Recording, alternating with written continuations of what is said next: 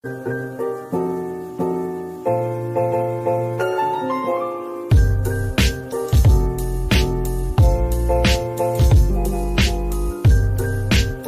Cupid, so it's my heart of steel.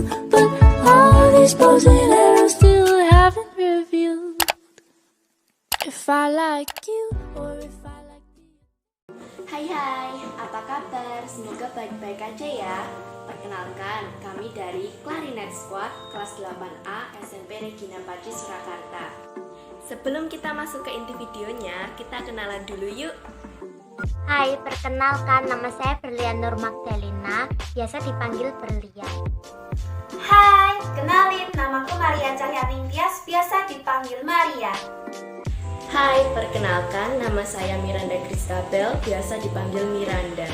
Hai, kenalin nama aku Stefania Kumnakwastu, biasa dipanggil Stefani.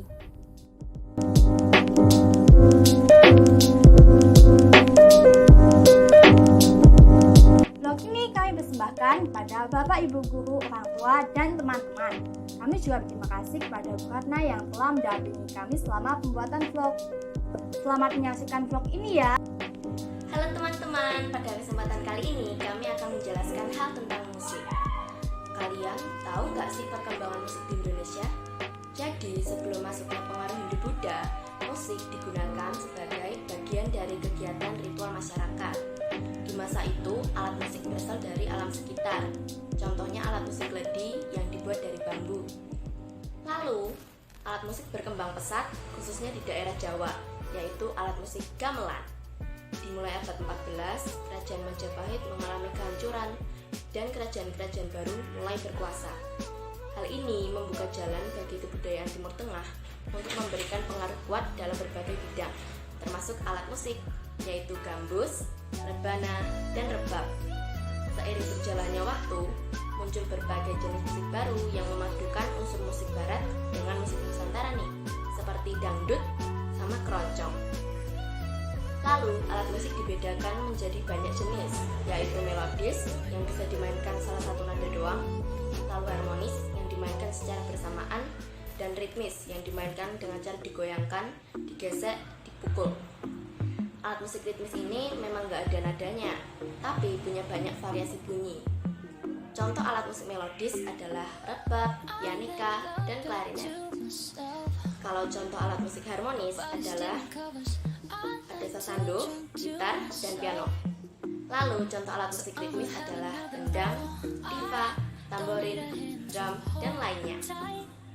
Oh iya, selain menggunakan alat musik, kita juga bisa pakai barang yang ada di rumah loh, seperti galon, botol diisi beras, dan gelas diisi air. Oh ya guys, tahu nggak kalian kalau ternyata bermain musik bisa dilakukan dengan peralatan yang sederhana loh, seperti gelas yang diisi air atau barang-barang sederhana lainnya.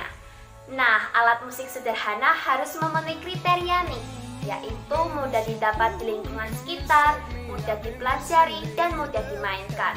Oh ya, ngomong-ngomong, kalian tahu nggak sih apa bedanya bermain musik di ruangan tertutup dan ruangan terbuka? Nah, saat ini aku akan memainkan alat musik ritmis dan menyanyikan lagu daerah Gundul-Gundul Pacul di ruangan tertutup. Gundul-gundul pacul-cul, gembelengan,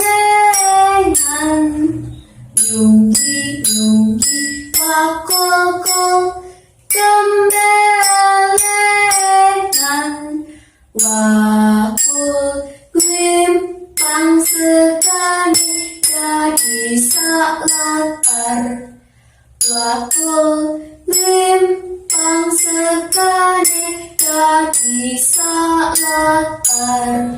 Setelah melihat video sebelumnya, Maria mainkannya di ruangan tertutup. Saat di ruangan tertutup, suaranya terdengar lebih keras. Hal itu terjadi karena terdapat gema di dalam ruangan. Gema adalah proses suara berbaur menjadi satu, dan struktur ruangan tertutup menjadi tempat ideal agar suara bergema. Penyebab lainnya karena suara hanya memantul di sekitar ruangan. Selanjutnya, aku akan memainkan dan menyanyikannya di ruangan terbuka. Gundul-gundul pacul-cul, gembelengan,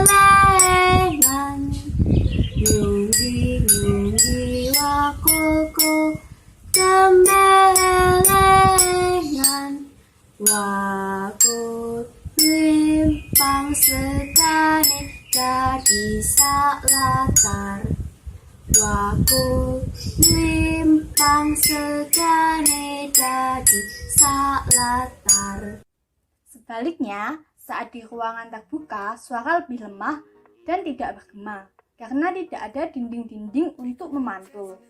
Bunyi yang memantul tergantung dari amplitude sebuah bunyi, jarak antara sumber bunyi dan pendengar, resonansi, dan adanya dinding pemantul atau reflektor.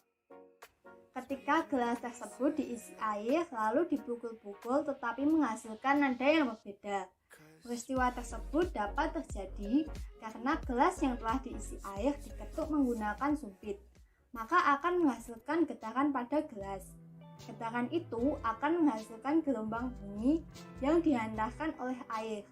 Gelas yang berisi semakin banyak air menghasilkan getaran semakin sedikit, sehingga suaranya menjadi rendah. Tapi gelas yang hanya terisi sedikit air akan menghasilkan banyak getaran, maka suaranya semakin tinggi. Selain alat musik, kita dapat menjadikan musik sebagai iringan dalam melakukan kegiatan senam irama. Dari contoh video senam tersebut, terdapat beberapa gerakan pemanasan, antara lain 1. Gerakan jalan di tempat. Kaki jalan di tempat dan kedua tangan ditekuk lalu mengayun.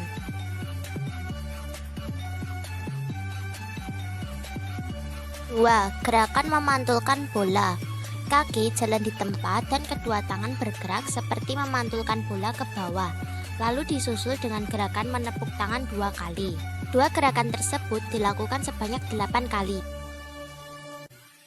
3. Gerakan kepala menghadap ke atas dan ke bawah. Tangan berada di pinggang, kaki jalan di tempat. Disusul dengan kepala menghadap ke samping kanan dan kiri. Tangan berada di pinggang, kaki jalan di tempat.